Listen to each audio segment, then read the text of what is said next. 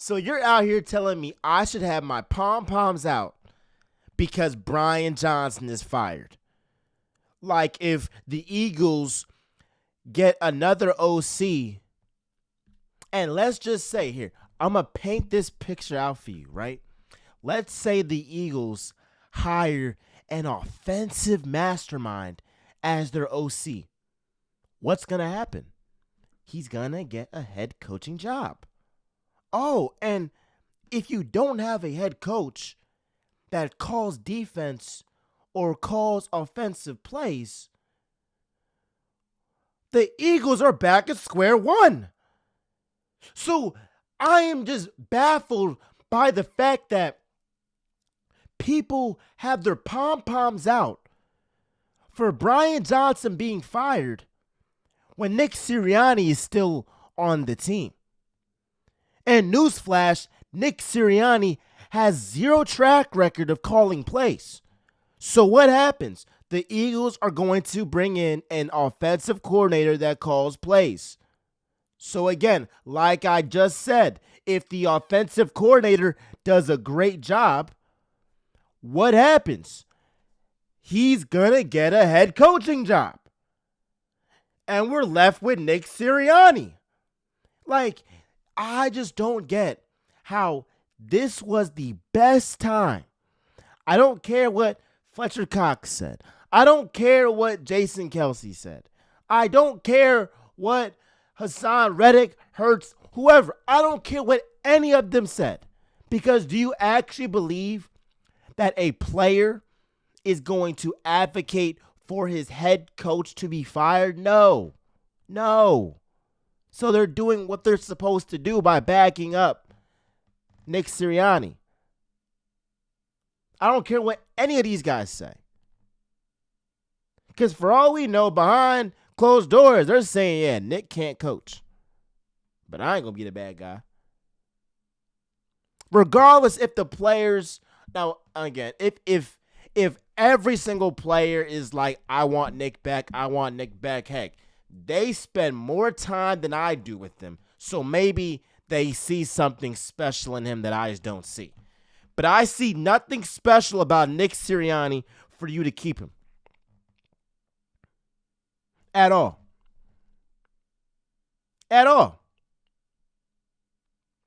What I see in Nick Sirianni is a coach that is a yes man.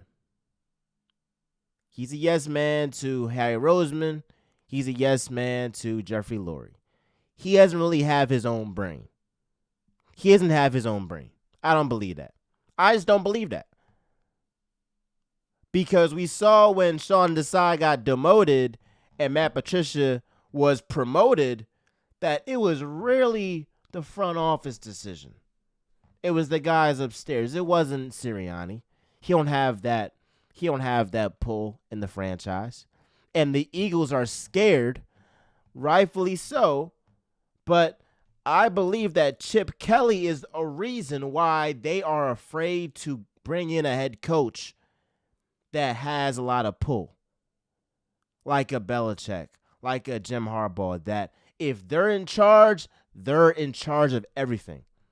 So, unfortunately, Eagles fans, I do believe that, we are seeing still like the ramifications of that Chip Kelly era. Because what happened in the Chip Kelly era? Howie Roseman, he was basically kicked to the curb, right? For Chip Kelly. And then when Chip Kelly got fired, he was brought back. Then he was like, oh, I have this power. I'm never gonna give it up. That's why you always have this, I believe, this power struggle between the coach and the GM. It shouldn't be like that. I believe that's why Doug Peterson, he got fired, because he wasn't going to be Howie Roseman's yes man. Nick Sirianni is. He is. So you go back to Brian Johnson. Brian Johnson, I'm not out here saying that Brian Johnson was good. He was bad. He was terrible. The bubble screens to Gainwell, all the vertical routes, not, using your playmakers through any scheme. But my question to y'all is, how much was this Brian Johnson, and how much was this Brian Johnson being limited to Nick Sirianni's high school offense? I want to ask you that question. Comment down below. I want to know your take, because I believe that if Nick Sirianni is a great offensive mind, who is an offensive coordinator, that if he sees the ship is sinking, he's like, nah, let me take it over. Let's get us back on track. But we've seen Nick Sirianni's track record. What happened? The Eagles in Hurts' first season as a starter.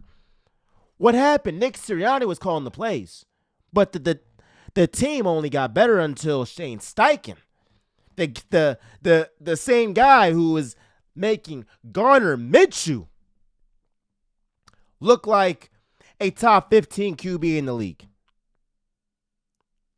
He was the one calling the plays. Shane Steichen. He was the one that elevated Hurts to be this MVP candidate. He was the one that made this offense so prolific. Now, was Brian Johnson's reign, was it so bad? Was it terrible the whole entire time? No, it wasn't. Actually, remember that time when A.J. Brown had like 6 straight games of 125 yards? He was cooking. And then some way, somehow you get away from that. So I think that the relationship, and it's been reported that the relationship with Jalen Hurts and Brian Johnson has soured a little bit, and that, they're not on the same page as they used to be, because Brian Johnson, he knew Hurts since he was like 4 years old. You feel me? They go way back, way back. So I was a little bit surprised that their relationship soured this much, because clearly the Eagles don't make this move without talking to Jalen Hurts. They don't. He's your franchise guy. They're going to ask him, like, do you want this guy to be your OC? And Hurts has been on record saying that he wants that continuity of having an OC that's with him for multiple years. He hasn't had that. He hasn't really had that for more than 2 years, having an OC. And at the rate that the rate that this league is going, you're not going to have that continuity. I'm just be honest.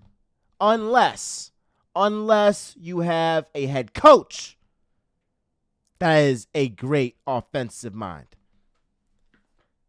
And that's what pisses me off the most. And that's why I'm going to go back to my original point, right?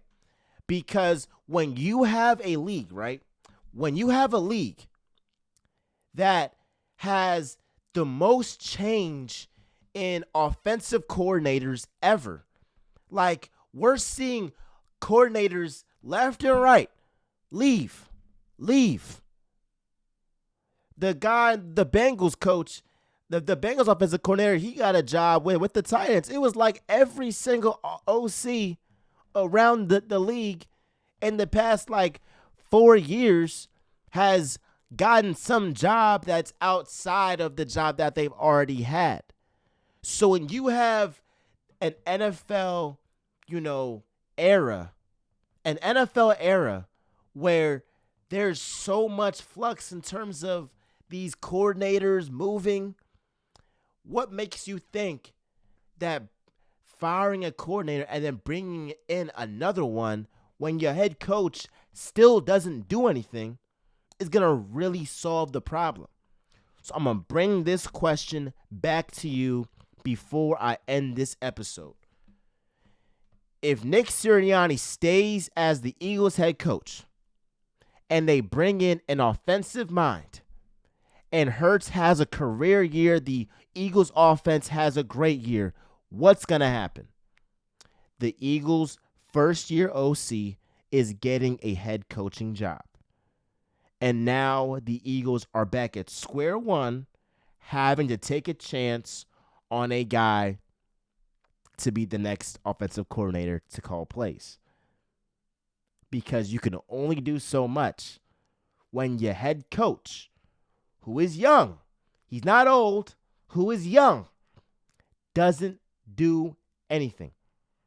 Doesn't call defense, doesn't call plays. Facts.